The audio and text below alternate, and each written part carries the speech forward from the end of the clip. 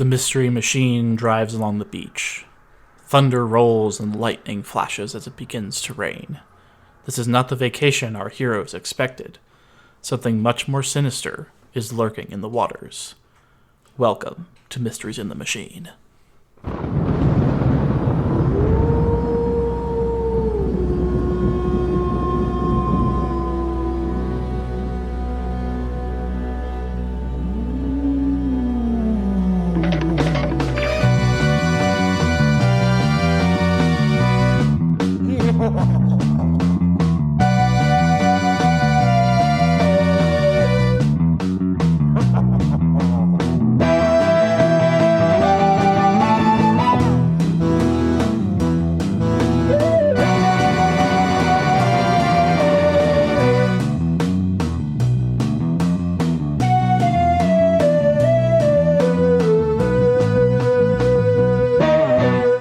Hey yo, meddling kids! I'm Charlie, And I'm Ethan. and well, that's a dog. The back of the mystery machine is opening up, and oh my goodness, we have a special guest today. Who could it be? Probably one of the most special guests we could have. You're biased, first of all. Did I introduce myself? Yes. Okay. Yeah. Okay, hi, I'm Kelly. I'm Ethan's girlfriend and fellow lover of Scooby-Doo. And Cher, but we'll get to that. Yes. Oh, we certainly will. Oh, yeah. Yes. So Kelly, why don't you tell us a little bit about you and your Scooby-Doo history? You can also involve your Cher history as well. Okay. And give us your pronouns as well. Okay, so I am, as I said, my name is Kelly. I have she, her pronouns. I started watching Scooby-Doo when I was in my childhood. Don't remember what specific year. But just kind of grew up watching the show. I think I fell in love with the characters and everything when I was like later elementary school, and that just kind of continued on through high school. Just all the antics and the mysteries, definitely, and that has developed into a very healthy obsession with true crime. So modern day mysteries deserve to be solved too. And then yeah, I'm really excited to talk about today's episode because I am a huge Cher fan. I started listening to her music in middle school, and she single-handedly got me through school, through college. So yeah, deep love of Cher. Had you seen this episode before? Did you know that she was on Scooby-Doo? I did not know that she was on Scooby-Doo. Ethan told me about it, and I was absolutely floored.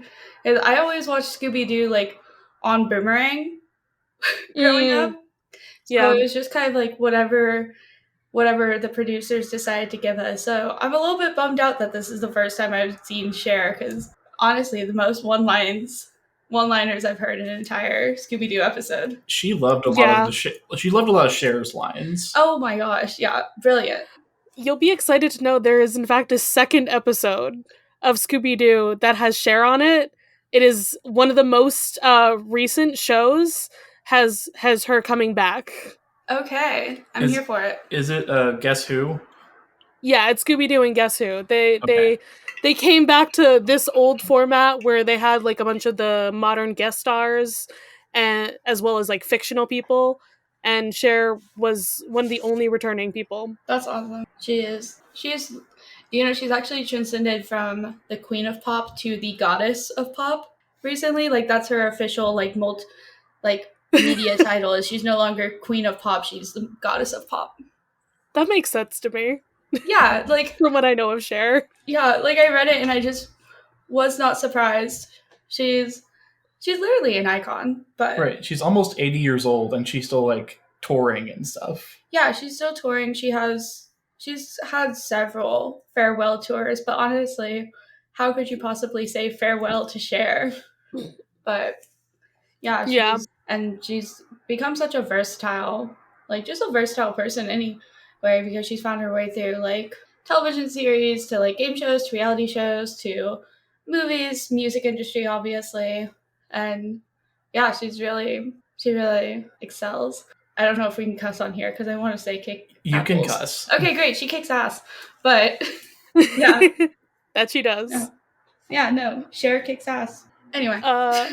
So Ethan, what do we know about Cher and also Sonny as well? Like, I know next to nothing about Sonny except that he was Cher's husband for a while. yeah, I know more about Cher because of her. I knew next to nothing about Cher before we met. How is that even possible? Okay, my parents didn't like her. Neither did mine. You push through adversity. This is what we do. You're ridiculous. Cher she just wasn't exposed to it. That's fair, but same with the Beatles. My parents don't like the Beatles either. You know, lovingly, the Beatles can tend to be overrated. I mean, yeah. I think a lot they have really great music and there's a really strong history to them, but yeah, Cher is just something else entirely. Because honestly, even just like Cher as a person, she is just a mysterious person. Like, I did not realize half the stuff I learned about her because I knew I was coming on the podcast. I was like, I should look more into Cher, make sure I'm up to date. And there's so much of her life that I was just like, I genuinely had no idea. So we can come to the dramatic irony when we get there. Oh, I will. Okay. I don't know how ironic it'll seem, but we'll get there. We'll get there. I was gonna say, I know about Sonny and Cher's existence because of, just culture and what have you, and I knew that, like, Cher's also just, like, super big by herself. She is. And, yes. And then I saw her in Mamma Mia too, which is the most important thing to me. Yes. So that's when a lot of people start falling in love with Cher is after Mamma Mia too, which is great.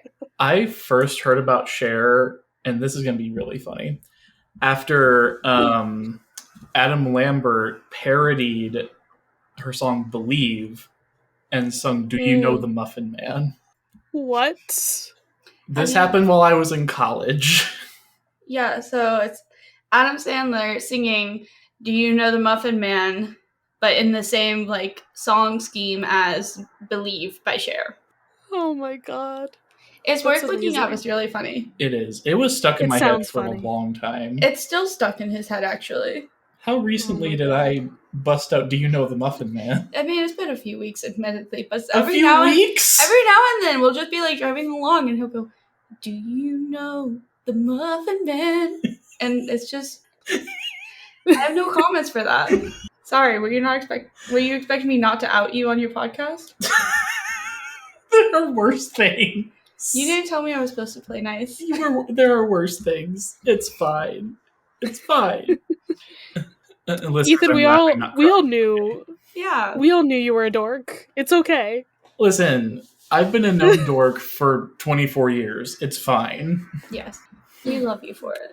You're the Velma to my Shaggy, so you're a dork. All right. Do we want to talk about this episode? Yeah, let's do it. I guess. All right. So, the gang is doing what they do best and getting lost in the middle of wherever. And then they happen upon, who could it be? Some famous couple whose car broke down. Mm-hmm. Who is it? But Sonny and Cher. And oh my god, the banter that happens between those two. What is the feeling happening with that? Because I don't know what their public relationship was like. I don't either. I'll defer to the expert here. Yeah, so Sonny and Cher, it's actually an interesting relationship because they actually had more of a platonic relationship, like a longer running platonic relationship than they did a romantic relationship. So they are definitely friends to lovers. So you'll see a lot of things saying that they got married in like 19... I was talking to about the dates with him earlier. They said they were married 20 years before they were actually married. And they didn't actually end up getting married until after Chaz Bono, their only child together, was born. So really, they were just hardcore vibing with each other. And then one day said, yeah, we're married. So a lot of the banter is just what you'd expect from, like, long-term friends. Yeah, I was like, I'm trying to read this banter, and I'm just like, it's not coming off as, like, what I would expect, because she's just, like, chewing him out constantly. Well... and making fun of him. Yeah, that's definitely... I feel like when you have a strong, independent woman, she's gonna give whoever she's with, she's got to give that person a little bit of salt to deal with. And, Cher is definitely no exception to that. So I think it's definitely, she rides his ass a little bit, but you can definitely see, like, the way that they're both kind of use, like, the casualness with each other. Like, I really enjoyed this episode. I think they seemed really, like, natural and organic with each other. But it also makes me wonder how much of it was improvised for them specifically. Yeah, that was gonna be my other question. Just like, man, like he's just like going off about like all this stuff that he forgot, and she's like complaining about it. Like, was this all in the script? Like, did they ad-lib a bunch of this? I mean, it's possible, but I honestly have no idea. And I don't know how much insight we'll get into this when we get to the trivia stuff. Yeah, I don't know either. So they get a flat tire. Sonny's like, oh, I'll fix it. It'll be fine. He didn't bring any of the stuff to fix it. So they're kind of fucked. Well, he brought everything but the little spare tire so he could make room for his little water skis. Yeah, they just keep going on with the little old thing and then the little old like every sentence they say. It's Ethan, could this be a shenanigan? I was actually going to ask you the same thing. I think I should count it. I think you should count that because they did a bit and it just kept going bit, for like I really enjoyed like 2 minutes. It was a shenanigan on Sonny's part. Yeah, absolutely. And then we get another fun thing where the mystery gang like drives up next to them. They're like, oh my god, it's Sonny and Cher. And he's like, we're incognito. What are you talking about? Got my sunglasses on and everything. And then there's a sign on the fucking car that says who he is. Yeah. Very clearly. Is that a shenanigan or just a joke? It's hard to draw the line between those. I'm gonna go shenanigan. Yeah, as I say, I think that's more shenanigan behavior. Like, you really thought you were gonna get away with this, Sonny? I don't think so. And then the freaking water in the car? Oh my gosh. Cher just slides out. I love that Great Wolf Lodge. Good I love Lord. that because she's just, the whole time before that, she's just absolutely chilling. He opens the door and she just slips on out. And just... Makes you wonder, was the inside of the car like a hot tub with how much water was in it or something? Honestly. Apparently. She was straight chilling. She was just like, yeah, whatever. So, our lovely gang helps out this wonderful couple.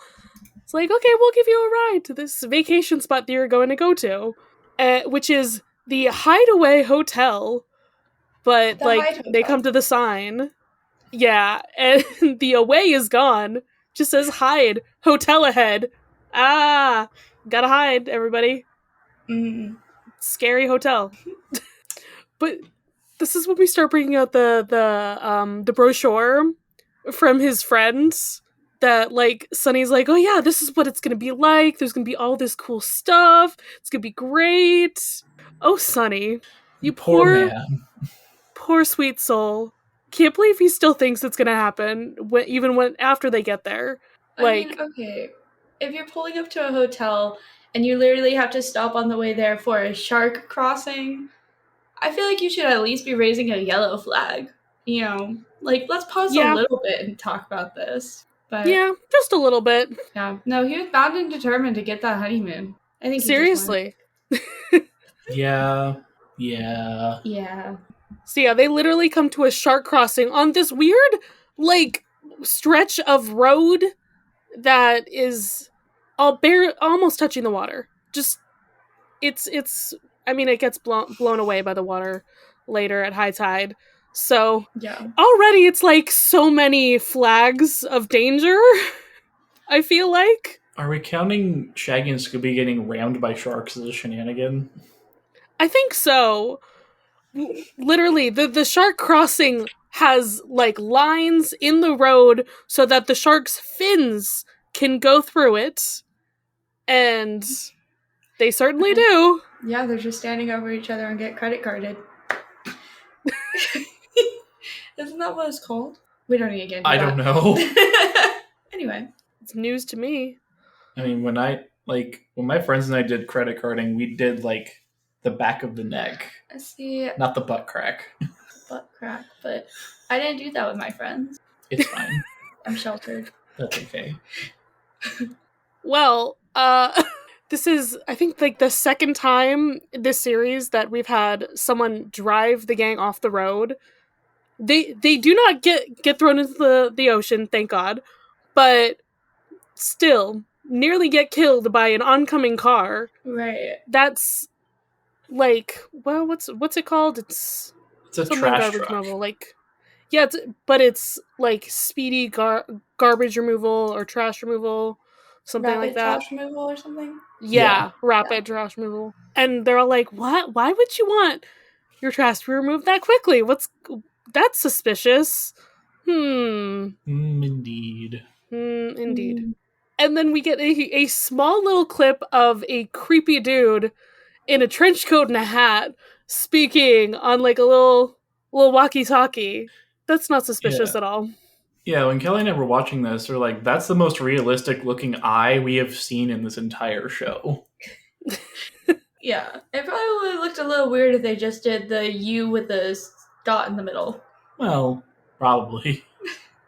I guess an upside down U. There we go. So an N? Yeah. Yeah, an N. It's fine. There you go. So we come to the hotel and immediately does not look like the brochure. It's gross. It's run down. It does not have any of the cool stuff that it said it was going to. But we're gonna go up anyway. Sonny just like is so positive about this whole thing. I think Sonny's the good cop, Cher's the bad cop. Like this is the vibe we're getting of this situation. He's the positive one, she's the negative one. Also, the little bit where Scooby tries to run through the doorway with the water ski, just like classic dog behavior, holding a stick too big. I love that scene. So, tell Charlie about the irony with the water skis that you told me. Okay, so this is kind of like dark irony, but Sonny Bono actually passed away in a skiing accident. And so... Oh, fuck! Yeah, so there are so many times in this episode where they mention, like, water skiing, and, like, he leaves out the flat tire to make room for the water skis. And that's just kind of a dark irony of, like, he died in a skiing accident where he was going down the slope and ran into a tree, which in itself, like, I will say as respectfully as I can, is a, like, air quotes comical death, because it's sort of something like you would see that in a cartoon, like someone running into the tree and their arms and legs stick out, and like it's funny, but like yeah. So when we were watching this, I was like, yeah, it's kind of ironic that Sonny Bono was so focused on like water skiing, but I think he was a pretty avid skier though. It did appear that way. So like he definitely enjoyed an active lifestyle, and I think so. Yeah, that was just one of those things. I was like, this is a little somber, but this episode came out almost like 30 years before he died. Yeah, this came out 30 years before his death too, so just one of those ironic. Very ironic. Very strange. Yeah. The more you know. The more you know. The little rainbow in the book. Mm-hmm. Yes, absolutely. That's what I was thinking of. Yeah. Okay, so the gang, we're gonna check into this hotel, or at least Sonny and Cher are going to check in, and the guy at the desk is like asleep, and then this man, just everything about this whole scene is just wild, because like one big shenanigan. Seriously, he's just like, oh, I can't hear you. Oh, like, what are you talking about? I don't know what that is. And he's got like the voice, the face. He's cleaning his glasses. This is just a character. Truly the most cartoony character. He's almost like Mr. Magoo in a way. This is a reference. You don't understand. That's okay. No, I don't. So Mr. Magoo was a cartoon that was also in this era where it was an old man, and he's like the luckiest person alive, because all this like terrible shit would be going on around him. He'd just be going on about his normal day. Oh, it was all played for laughs. Mm. That sounds very good. A very unassuming character. Yeah. Like most There's always, in every episode, there's always their unassuming. Yeah. Yeah. I mean, like, literally, this guy is like, oh, these are your children. And oh, look at the twins over there, pointing at Shaggy and Scooby. Like, I mean, yeah, I'd call it. I think he needs to have his glasses checked. Yeah. And then we're introduced to the maid. Another shenanigan occurs.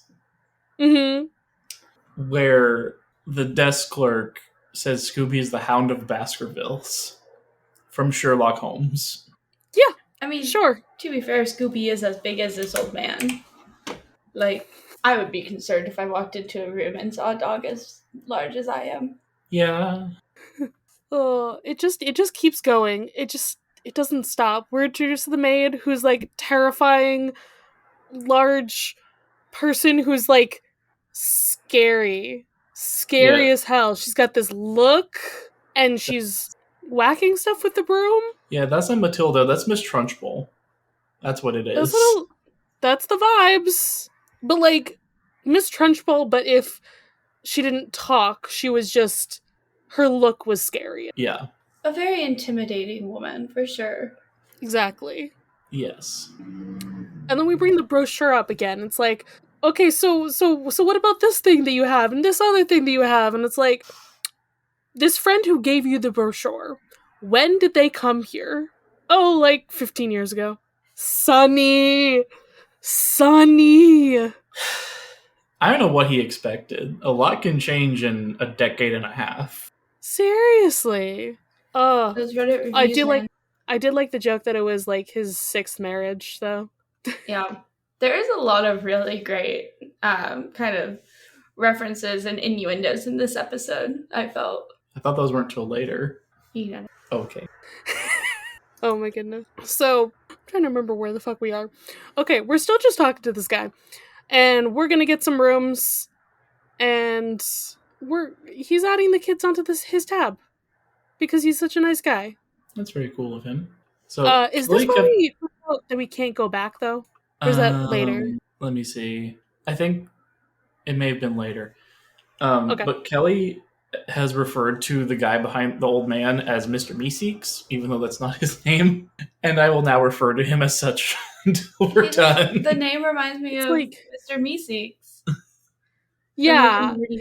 I mean, his name is Mr. Meekly, so yeah.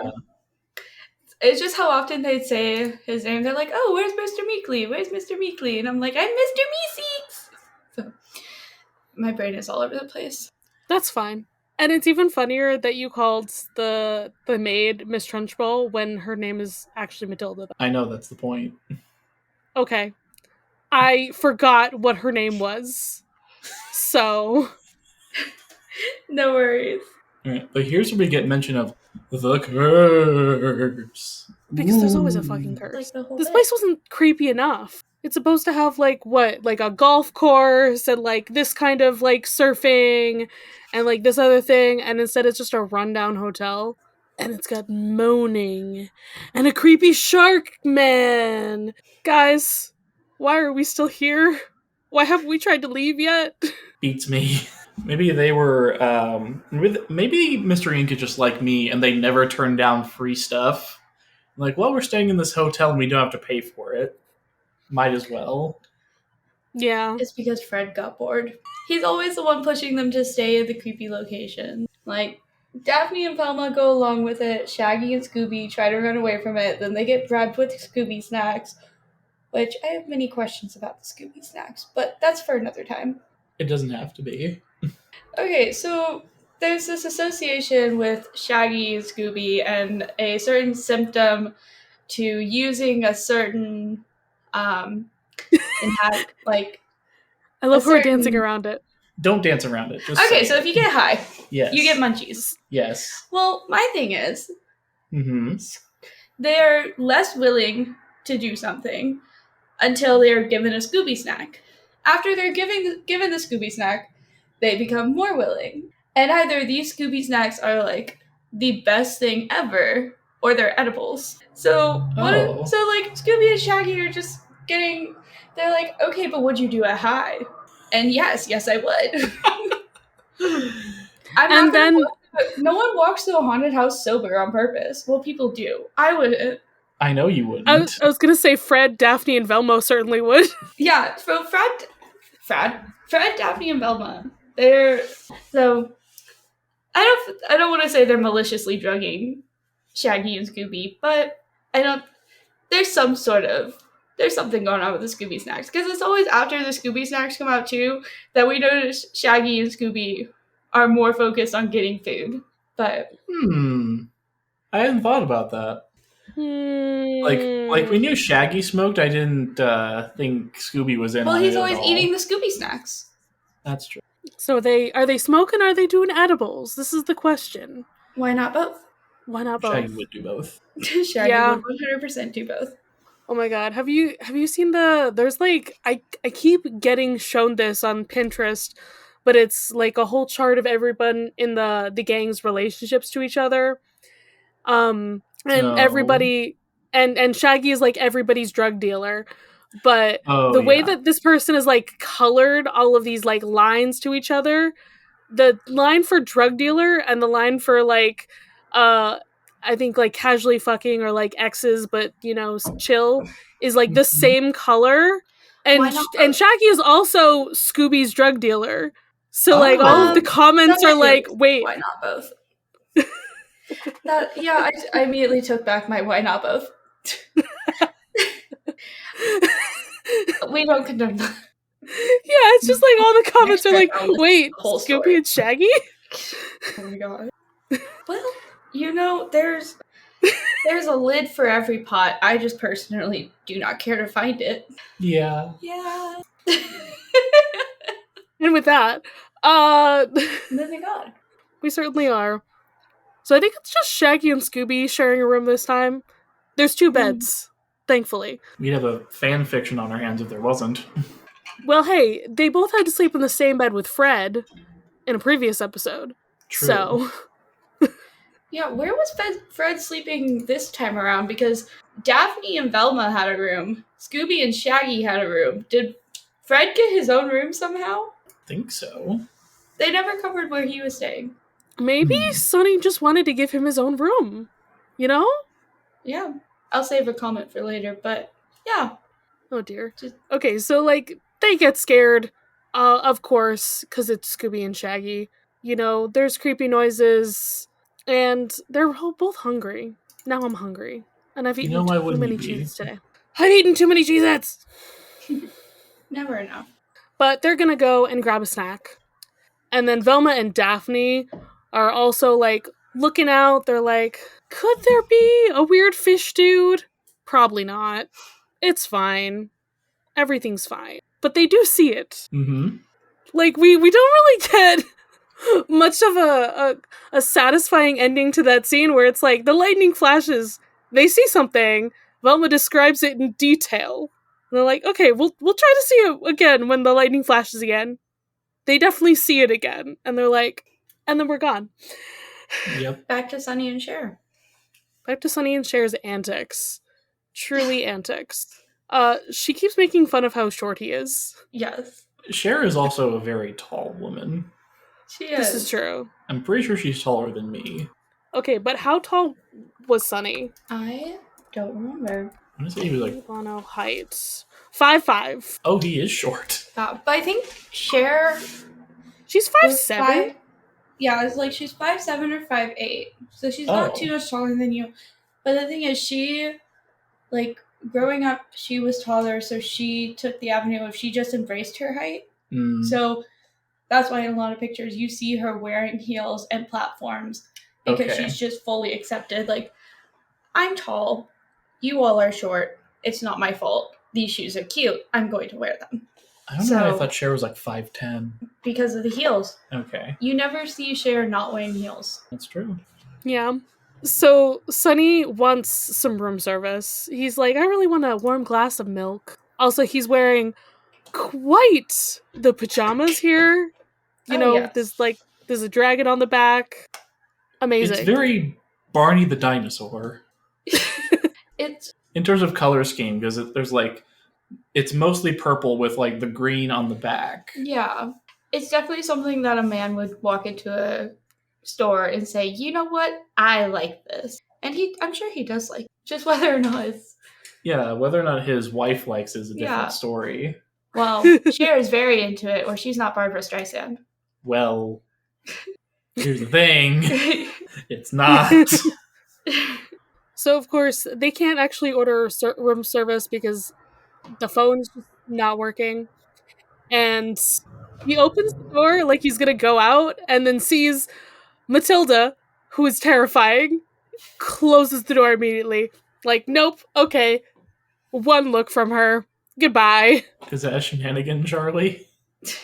I mean, maybe every time that she looks at somebody, it could be a shenanigan based on what they do. Yeah.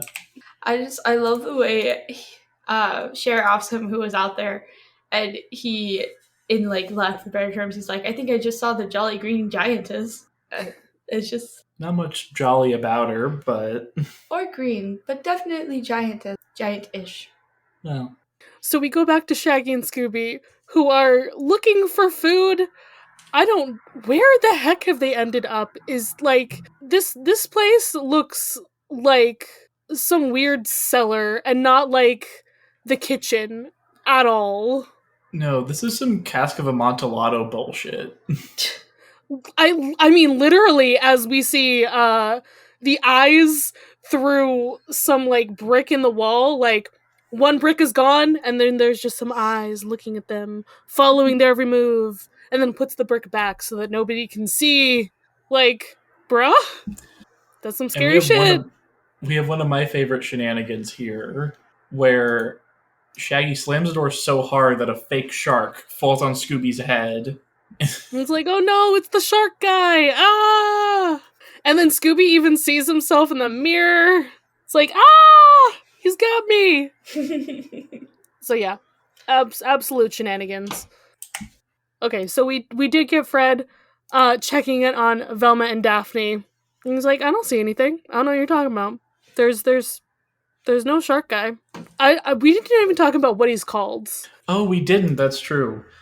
Pescado Diablo. Yeah, they weren't that creative with it. They just literally took the Spanish words for devilfish, and put it together. Like I know you guys are like illegal treasure hunters or some shit, but like, where's your whimsy? Where's your pizzazz? I think they were more focused on just getting people out of there. So like, oh, you better beware. It's a devilfish. That'll keep people away. Yeah, evil fishes. Obviously, don't go in the water. They'll gobble you right up. Mm-hmm.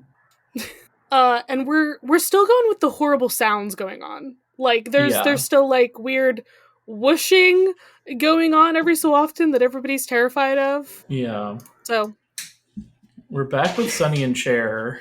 It's morning. He doesn't want to get out of bed. And Cher's like, we need to get out of this haunted Hilton. which I do love that line. Yes. Yes. Yeah, they want to just escape this place. But Sonny also still wants to do the water sport. Yeah, Sonny's like, we can leave at the end of the day. Come on, there's stuff to do, it an Irish right? goodbye. He is he's bound and determined to do all the water sports. Yes. What as long as he can have some fun and get something out of this, it won't have been a waste, right? But our one person who really works here is like, no, that's a misprint. We don't have any of this stuff anymore. Because like this island is decrepit and it's all gone. And also there's a devil monster.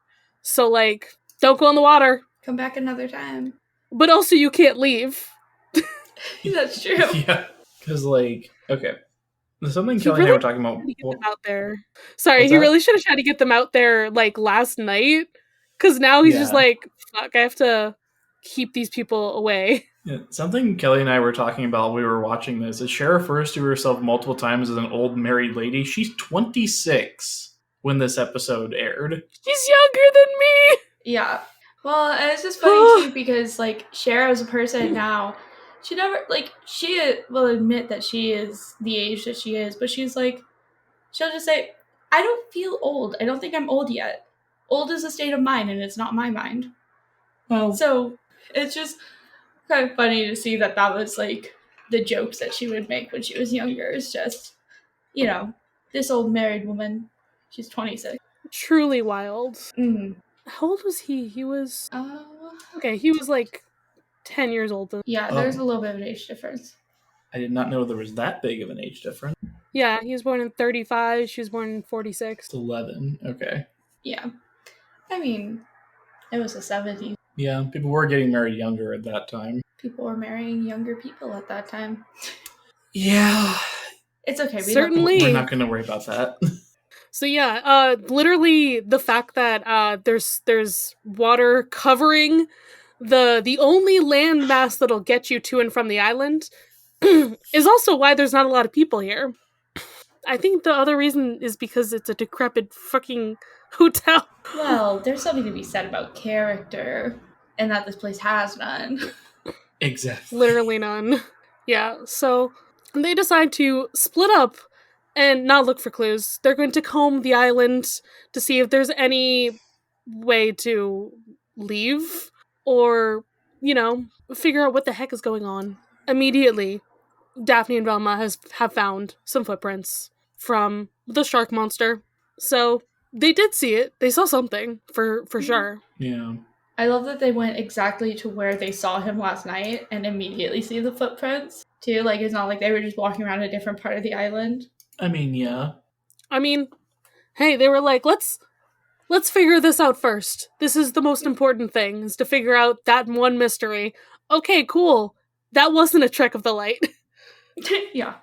And then Fred, Sonny, and Cher figure out some of the mystery of the sound they've been hearing. That's like, it's supposed to be some kind of like ghostly conch or something.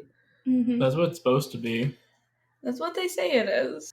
But it's actually just some bottles in the wind. Like there's this crazy wind that's going in this whole scene, and it's just wind through some bottles. Mm-hmm. And then we're also brought to the 70s idealism of, this is an old glass bottle. We should hold on to it. Yeah. Everything's a collector's item, I guess. Everything's a collector's item. You just gotta wait for it. I mean, Fred does say that there's some very old bottles. All it says is numero uno on it, and from that he's like, oh, this is from an old Spanish king. Yeah, that's definitely Fred? the right response to this. Yeah. Fred? What? Just say whatever you're gonna say. Okay. So Scooby and Shaggy found a cave. Finally, we're finding some good stuff here. Mm. Yeah. I love what happens with them. Truly amazing. This exchange about the sandwiches, it's beautiful. There's a lot of sand. Yeah. There's no witches. A lot of sandwiches. That's great. You know what? They should come across a witch that is particularly fond of sand at some point. Indeed. Yeah. Or just like a sandy witch. Just a witch covered in sand. There you go. Yeah. I feel like that's the kind of tongue-in-cheek humor we... Yeah. Absolutely. I also love that they find the biggest clues in this episode when they're looking for snacks. Oh, yeah. Of course. I mean, that's constant that's pretty on brand for them anyway. Yeah. But, like, they look for snacks, they get sidetracked, and they find, like, the most concrete evidence. Of course. Everyone else is trying to look for stuff. They're not. They're just here to have fun. But they find exactly what you need. Yeah. So they're the ones that actually get to do the water sports. Literally, they find this like water bike thing. Yeah. It's a paddle boat. I don't know if you've ever been in one of them, Charlie, but they're still around. I have not, but it looks very cool. I like how there's like a thing you can see all the fish in the water underneath you. Mm. The catfish, for sure, is one of my favorite antics with that. That's a shenanigan. If I don't know, if that's not a shenanigan, I don't know what is. I mean, the catfish and for certain what happens next, because then they come across this old ship underwater. I wonder what that's doing there, and if it has anything to do with why people are trying to get them away from this place. And then we paddle backwards because there's the shark guy. He's here, and he's after us. Evil shark man. I love that they wait until he's up on the boat, though, because they see him coming up, and Shaggy covers his eyes. Because, if you don't see them, they don't see you, right? That's exactly how that works. Yeah. But he pedals all the way backwards until he's in the sand. And then we have no more paddle boat. It's gone. Goodbye, water sports. We had you for 5 seconds. We miss you. Barely knew ye. Don't tell Sonny. I mean, Sonny saw what happened. He was there. That's true. Yeah, he's pretty upset about it. Mm-hmm. So then we're like, okay, well, we saw the shark god. What do we do about that? He looked terrifying. Scooby has to do, one of his impressions, of course. He's like, he's got big teeth. Yeah. He's scary. It's the way that Scooby can talk, and then they say, okay, describe him. And Scooby says, how about charades? Because that works just as well. Of course. Yeah. It's a much better idea, of course. Joking about the aspirin. Right. Cher's like comedy rule of threes with the aspirin. That was funny to me. Yeah. Can I get an aspirin? Can I get a couple aspirin? Anybody got a box of aspirin? And that was like the classic doctor response to, like, hey, take an aspirin, call me in the morning. Yeah. And then we actually see a boat on the water. Like, what? There's a boat in this area? Let's go try to signal it, see if they'll help us get off this freaking island. And it's already gone. It disappears within 5 seconds of us trying to get closer to the water. Charlie, I know we don't talk a lot about the animation on this show, because if we did, we'd be here forever. Yeah. But the little walking animation For the with the them going to the edge of the cliff to look for the boat. Everyone's saying the exact same placement, just bouncing. If you don't think it's charming, then I don't know. I don't know what to tell you. This is the most charming thing. I thought it was funny. I just enjoy the old animation and how bad it is sometimes. Mm-hmm. So we don't find the boat, but we do find some stairs leading down to the water and some sharks circling in the water, as usual. So instead we go back to see the guy at the front desk, see if he's gonna help us with anything. He's not there. But he's not here, and instead there's, once again, maybe he's been taken by the shark god. Oh no! Okay, so we gotta go try to find some more clues again. Shaggy and Scooby, once again, we want to find the dining room or the kitchen or something instead. Guys, a man is missing. You're not slick. Don't try to get snacks now. And then cue more jokes about Cher being an old wife. Well, this is probably my favorite, like, comeback that Cher has in the whole episode is when she's talking with Sonny, and Sonny's like, don't worry, nothing's gonna happen to you while I'm here. And Cher goes, I know, waste of a honeymoon. And it's just, that just was only, like, I heard it, and then I had to think about it again. I looked at Ethan, I was like, was that really just said in what was a kid's show? But I feel like that's just the tip of the slope, because throughout the rest of this episode, the innuendos get a little raunchier. I mean, we did already have an episode with the Addams family, and you know how Gomez and Morticia can get, so... Very involved. Yes. Well, and then when we go back past the lobby area and they go back behind the desk and the desk swings back. Because Sonny didn't knock on wood, and apparently that was what you needed to do to get it to move. Yeah. Yeah. But Sonny says, hey, this thing is swinging, and Cher goes, it's the only thing around here that does. And it's just, again, kind of that, like, innuendo humor that I'm a big fan of, and it's definitely on brand for Cher. Yeah, absolutely. He's just, like, he's knocking on wood for, like, superstitions, and she's making some jokes, some innuendo jokes at his expense. Yeah. And, there's steps going down, and once again, more footprints. I think all of our clues are footprints so far. It's almost like Scooby-Doo mixed with Blue's Clues. It's almost like that. Yeah. Where's our crossover with Blue from Blue's Clues? Come on. Honestly, I wouldn't have put it past them to do that in, like, the early 2000s with What's New Scooby-Doo, but they just didn't do that. We could have had it. I'm sure it's gonna be out of here somewhere sometime. Babies first, Scooby-Doo. Babies first. Yeah, there we go. I mean, It's another guy with brown pants, and a green shirt with a dog. Solving clues. True.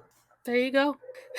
So Shaggy and Scooby, guess where they are? They're at the kitchen, finally. But there's nothing there. I No. mean, there's some potatoes on the back counter they could. Yeah. Instead, they use the dumbwaiter and just like go all the way down. Yes. And like, I guess. it's the elevator we found yesterday. Yeah. After they stumble upon one of the most significant pieces of evidence being the hot pipe in a cold oven. I mean, I'm not a scientist, but I would have probably stopped to consider that a little bit more. Shaggy's high. He's not going to be thinking about anything for a long time. All he's thinking about is that he is hungry. Yes. And unless there's a sushi chef around, he has no interest in the Sharkmen. This is true. Yeah. This is true. Oh my god, Shaggy would eat them. Yeah, he would. You know, there used to be a thing called shark fin soup? Yeah. People would eat that. Like, no, okay.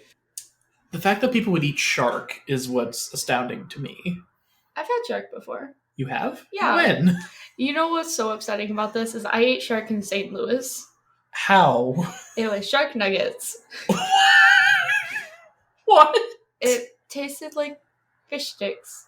Well, yeah. Because sharks are fish. Huh. Anyway, that's my personal lore. How did you find shark nuggets in St. Louis? Well, I went to a restaurant and I opened the menu. Shark nuggets. Okay. You asked. I did ask. How do you eat shark? You go to a restaurant and buy it. Duh. Open your mouth and chew. Okay, I thought sharks were too endangered to be served anywhere. Well, that one was past endanger. It was dead. Digested. It doesn't really matter if it's already dead. No. So our usual smart gang has split off, and since we couldn't find Mr. Meekly, I guess they're gonna just go down the rope ladder down this spot where the steps are to just see what they can find. Yeah.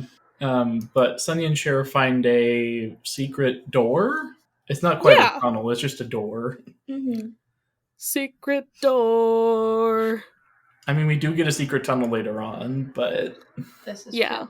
Also, how did they get down there? Because they were down in the wine cellar area that Scooby and Shaggy were in earlier. This is the wine cellar.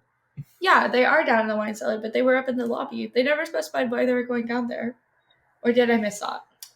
So, you know when the desk Oh my god, away? yes. For my next trick, I'm going to pay attention. Anyway. It's fine. It's fine. This episode doesn't have a lot going on. No, it really doesn't. Yeah, this was one of the more straightforward Scooby-Doo episodes. Mm-hmm. So Shaggy and Scooby and Sonny and Cher kind of run into each other in the same wine cellar. So okay. Before we get to that, I want two shenanigans here. Okay. Scooby stifling his sneeze and inflating like a balloon. Yes. And then Scooby and Shaggy launching themselves after he releases the sneeze into the wall. Is that agreeable? Are you sure that's not just one? It could be. Because I feel like that's a complete sequence. What do you think? I think it is a sequence. Okay, it's just one then. Yeah, because if it's something that leads into something else, I feel like it's one sequence. Okay. But yeah, we run into each other. It's like, it's Sonny and Cher. It's Scooby and Shaggy. But there's also the fucking shark guy. He's also here. He just came out of a fucking barrel. Is this normal? Nothing's normal around here. No, it really isn't. The lights have gone out. The shark is right behind Shaggy as he's trying to find out where Scooby went. And yeah, not great.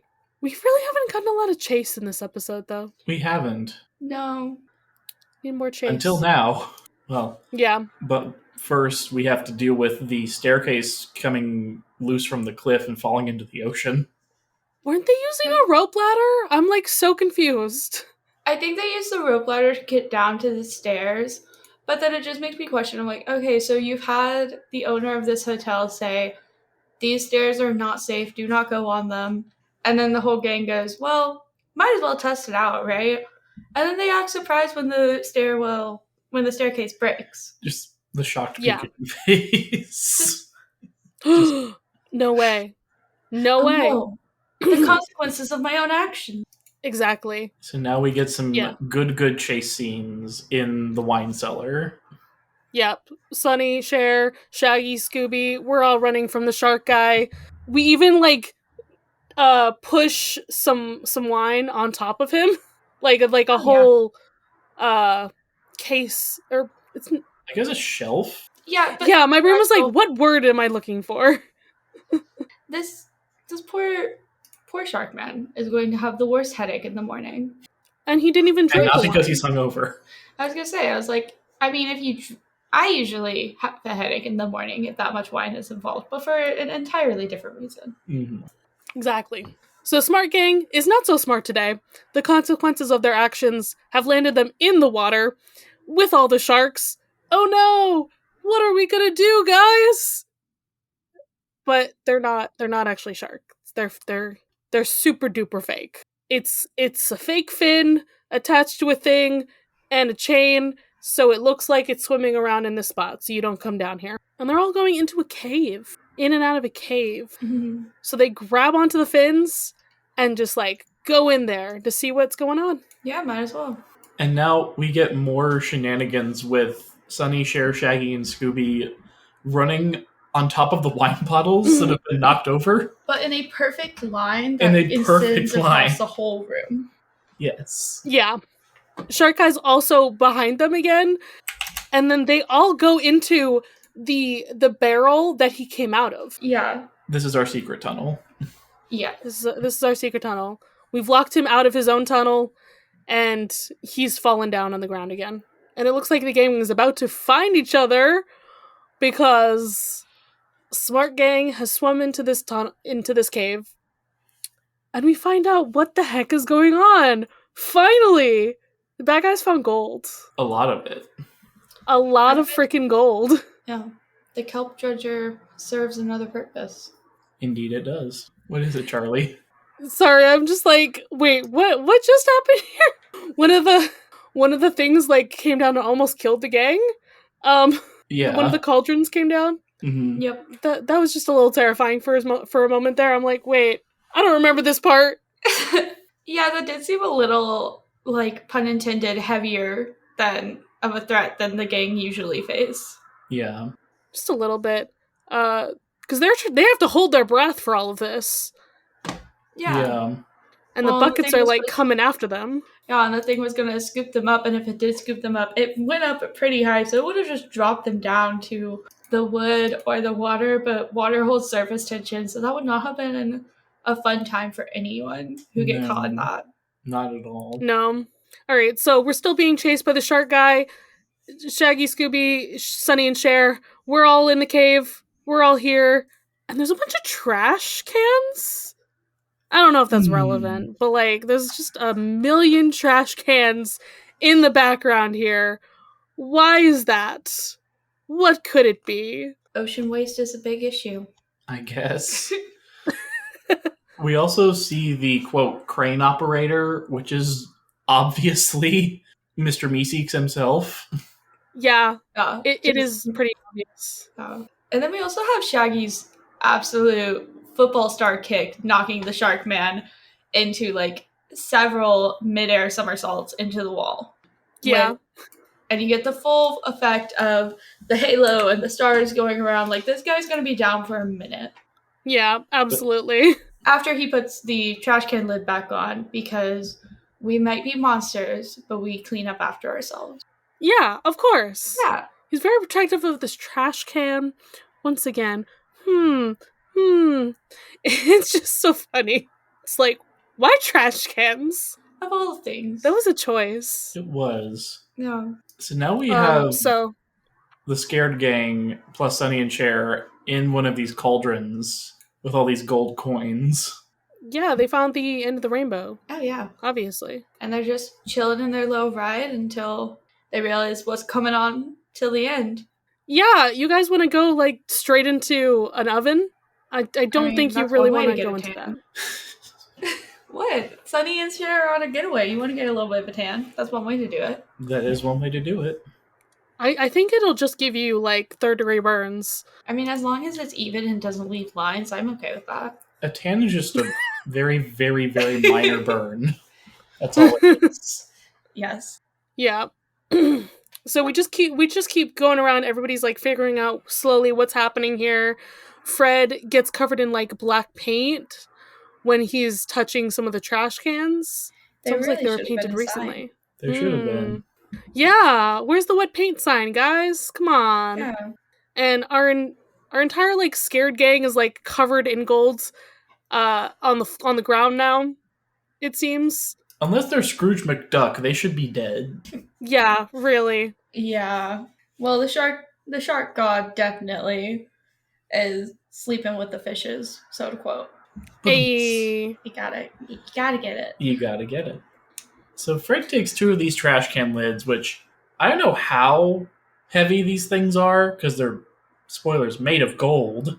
Yeah.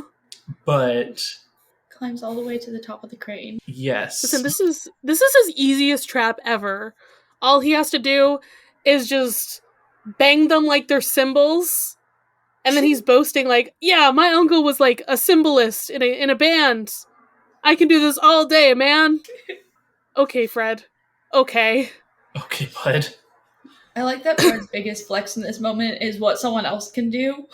Not the fact that he's lifting like 2 30 to 35 pound trash can lids. I mean, when you look at Fred, he's a pretty fairly built person. Yeah. Like he has very defined shoulders. He's got, this triangle shape. He's Mhm. fit. Yeah. Well, even in What's New Scooby-Doo, he keeps bragging about how much he can bench press. So It's 220 if you didn't know. it is 220. Oh my gosh. Which coincidentally is also how much I can do. Okay, Fred. Wow, Ethan, you can bench press 220? No way. Yeah, I know. You should train Wanna to bench solve press mystery? 220. Oh my gosh. 1. Whoa. What? Get wrecked. Get right.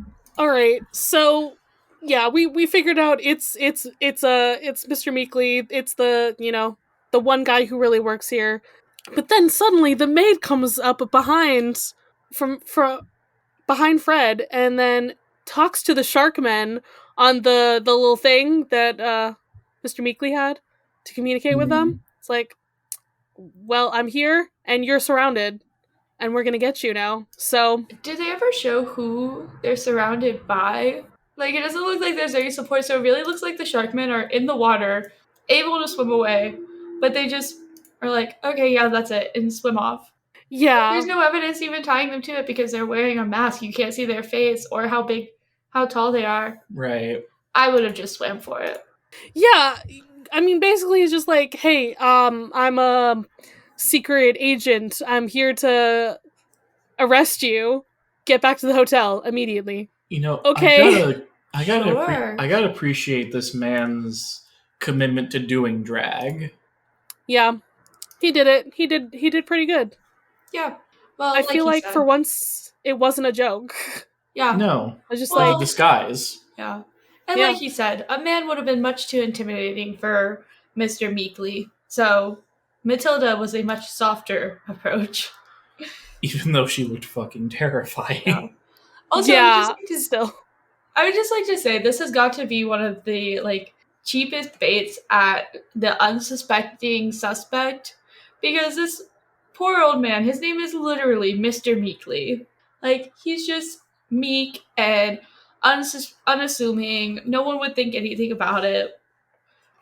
And I mean, even me, when we first started watching this, I was like, "Oh, Matilda is wearing a disguise," which I was right. You were right, just not in the way you thought you were. No, definitely one of the more obvious, unassuming characters. Sure. But then again, I still never assume the unassuming characters. Yeah. I think the problem for me is that the voice actor usually voices the bad guy in episodes of Scooby-Doo. Mm-hmm. Yeah. So even though I hadn't seen this episode before, I was just like, okay, I guess I know who it's gonna be. Yeah. Yeah. Sorry. And now we get an explanation of why they didn't just keep the coins as they were. Tax evasion.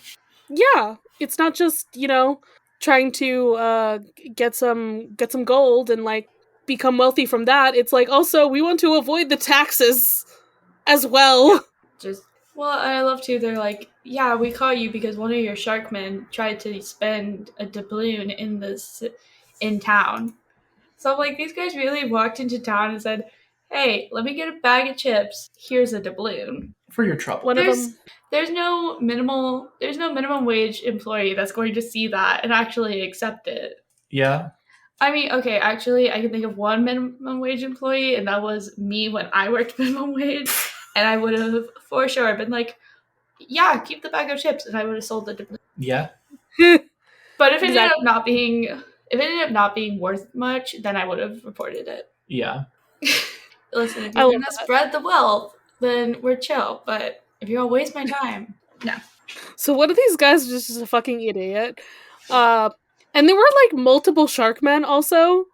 Yeah. I didn't even like really say that, but there were a bunch of them because they were all scuba diving for this gold at the same time. And Meekly was just like the brains behind the whole operation. He wasn't actually in the suit. Yeah.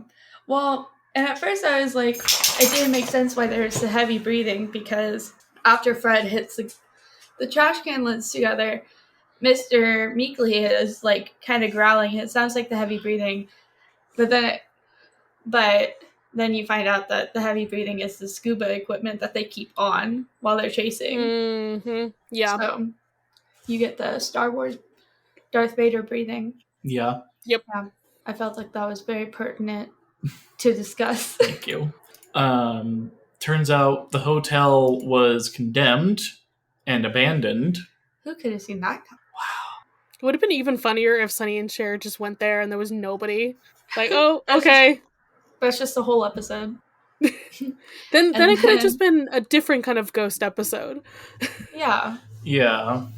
And then we have Cher literally bringing the house down. That she does. I love it. It was so great. I love it. And it just seems like the perfect...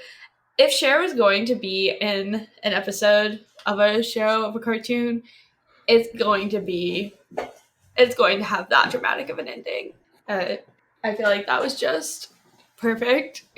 Well, the drama. She does always bring She the house puts her foot down, and she's like standing on the porch. Maybe this is animation error territory, but like she's standing there, and then the whole place topples over into the sea, and I'm like, wouldn't she be like still standing on the porch? Right. Well, then like Sonny and Cher just don't even react to the fact that the house just fell over or fell off the cliff. He's just like, oh, that's my girl, always bringing the house down. And I don't know, that cracked me up. We love it.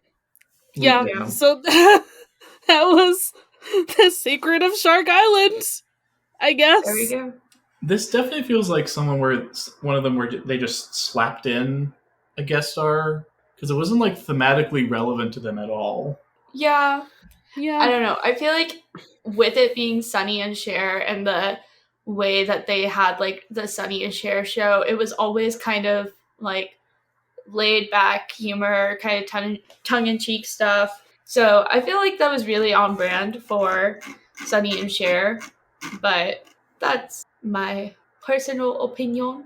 Well, Ethan, what time is it? It's terror time again. Let's do some trivia. So, Sonny and Cher ended their marriage in 1975, and Sonny passed away in 1998 in a skiing accident. Cher is one of the few surviving celebrities that voiced themselves in this series, along with Sandy Duncan, Dick Van Dyke, and Geese Osby from the Globetrotters. Oh, I didn't even know that one of them. I mean, there's like new iterations of the Globetrotters. This must have been just like the guy who was in this series. Yeah. For cultural references, the Avon lady referenced by Cher is a door-to-door salesperson that sells Avon personal care products. Yeah. Okay. You can read. Okay. The Jolly Green Giant, Giantess, referenced by Sonny, is the mascot of a frozen and canned vegetable brand owned by General Mills. The mascot made its first television appearance in 1958. Shane also referred to Barbra Streisand while in bed, a famous musician and actress at the time. Anyway. When Shaggy and Scooby are unable to find food in the kitchen, Shaggy tells Scooby, "Now you know how old Mother Hubbard's dog felt," referencing the rhyme Old Mother Hubbard. Okay. Cool. I've never I feel heard like this. most people know that. While Sonny, Cher, Shaggy, and Scooby are running from the shark god on barrels, Cher tells Sonny, "Well, this is a fine mess you've gotten us into, Sonny," alluding to Oliver Hardy's famous catchphrase in Laurel and Hardy films. Incidentally, they would be referenced again in the following episode. Wow, let me try that again. In the following episode with Don Knotts, and finally have their own guest spot in the episode after. Mr. Meekley references the 1939 adaptation of Sir Arthur Conan Doyle's Sherlock Holmes novel, The Hound of Baskervilles. This is the first film, first of the series starring Basil Rathbone as Holmes. My brain says Basil because, if you've seen The Great Mouse Detective. Which I have. I don't know the main character that is, referencing Sherlock Holmes is Basil. Right. Yeah. Okay. This sure is an episode. It is one of the episodes of Scooby-Doo of all time, I will say that. How many shenanigans do we have today, Ethan? We have a new last place. There's 11. Yeah, I feel like there was just a lot happening, and it didn't really feel quite the same. Yeah.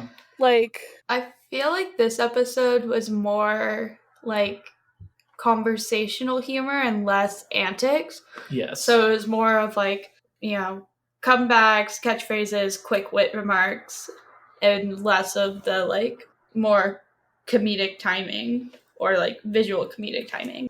Yeah.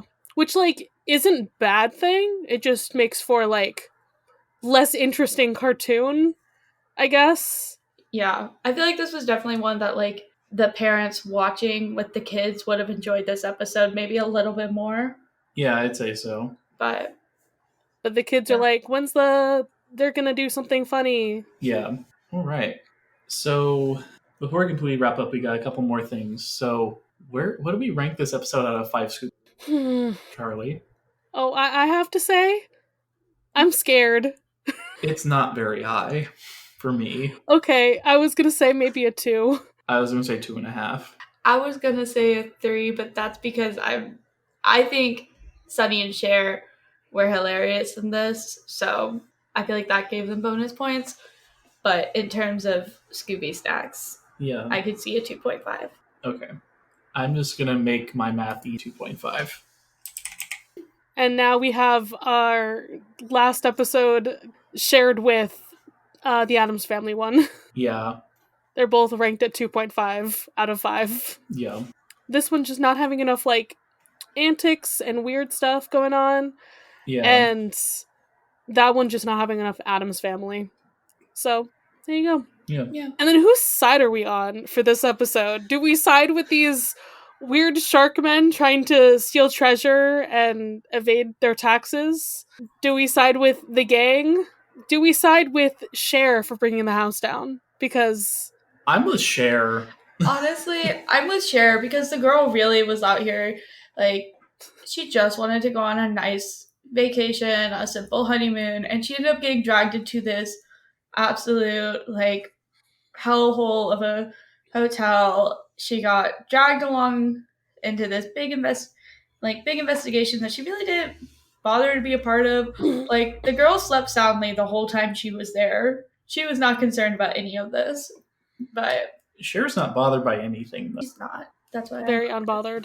All right, we're all on Cher's side. Cher's the most important, as always. Yes, I agree. All right. Well, this is usually when we'd ask our guest where they'd want to be found on the internet.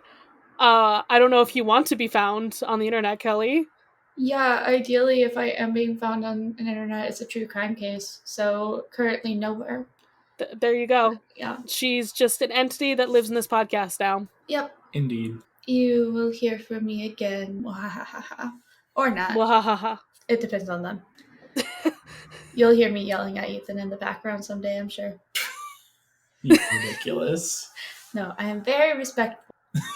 Yes, most of them. Yeah. Well, with that, we're gonna go split up and look for clues for our next mystery. Bye! See ya. Bye.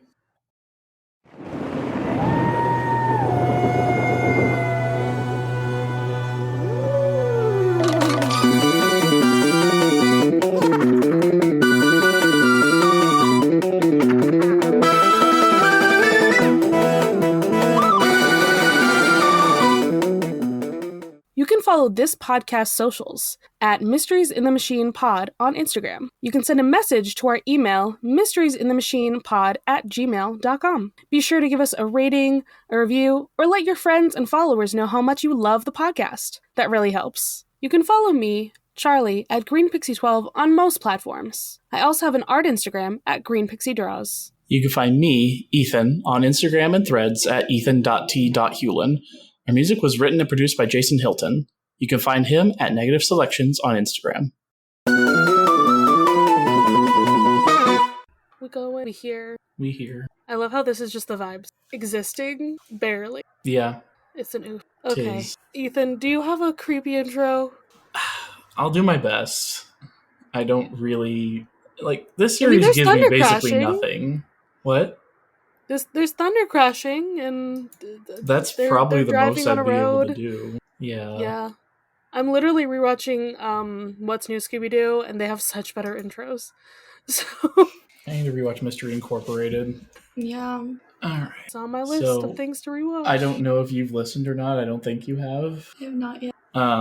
Basically, so do any of the true crime podcasts you listen to do a creepy intro to set the scene and stuff? Yes. That's what I'm going to do. Okay, great. We pretend we're a true crime podcast, and then we're like, haha, it's silly, funny Scooby-Doo shit. So Oh, yeah. Yes. All right.